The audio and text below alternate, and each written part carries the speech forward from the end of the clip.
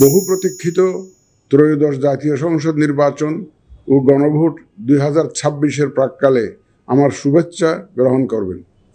আগামীকাল ইতিহাসের অন্যতম গুরুত্বপূর্ণ এই নির্বাচনের ভোট গ্রহণ অনুষ্ঠিত হবে। এই ঐতিহাসিক মুহূর্তে আমি গভীর শ্রদ্ধার সাথে স্মরণ করছি মহান মুক্তিযুদ্ধে শহীদদের।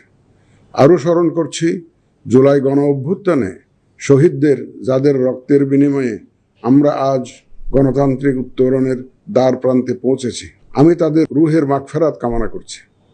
আমি একই সাথে আহত জুলাই যোদ্ধাদের আশু আরোগ্য ও স্বাভাবিক জীবনের জন্য দোয়া করছি। প্রিয় দেশবাসী, এই নির্বাচনে ভোটদান আমাদের শুধু নাগরিক অধিকারই নয়, বরং দায়িত্ব।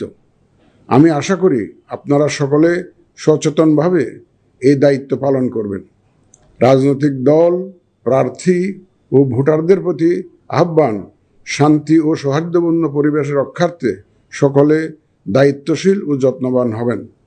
ভিন্নমত গণতান্ত্রিক প্রক্রিয়ায় একটি স্বাভাবিক বিষয়। এই বিষয়টি স্মরণে রেখে আপনারা উৎসবমুখর পরিবেশ নিশ্চিত করে স্বতঃস্ফূর্তভাবে ভোট কেন্দ্রে আসবেন, পছন্দের প্রার্থীকে ভোট দেবেন এবং গণতান্ত্রিক প্রক্রিয়ার স্বাভাবিক পরিণতি হিসাবে জয় পরাজয়কে মেনে নেবেন।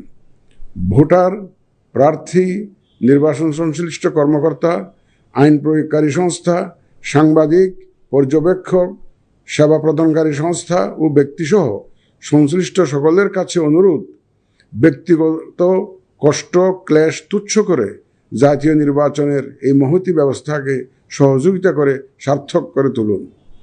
প্রিয় ভোটারগণ, আমরা শান্তিপূর্ণ ও উৎসবমুখর পরিবেশে নির্বাচন অনুষ্ঠান করতে চাই। যে কোনো অনভিপ্রেত ঘটনা মোকাবেলায় নির্বাচনী কর্মকর্তা, মাঠ পর্যায়ে কর্মরত বিচারিক ও নির্বাহী ম্যাজিস্ট্রেট এবং আইন প্রয়োগকারী সংস্থাকে সহায়তা করুন। আমাদের সকলের সম্মিলিত প্রচেষ্টায় আমরা একটি সুষ্ঠু, সুন্দর, শান্তিপূর্ণ ও উৎসবমুখর নির্বাচনের সাক্ষী হতে পারব, এই প্রত্যাশা ব্যক্ত করে এবং পুনরায় আপনাদের স্বতঃস্ফূর্ত অংশগ্রহণ কামনা করে শেষ করছি।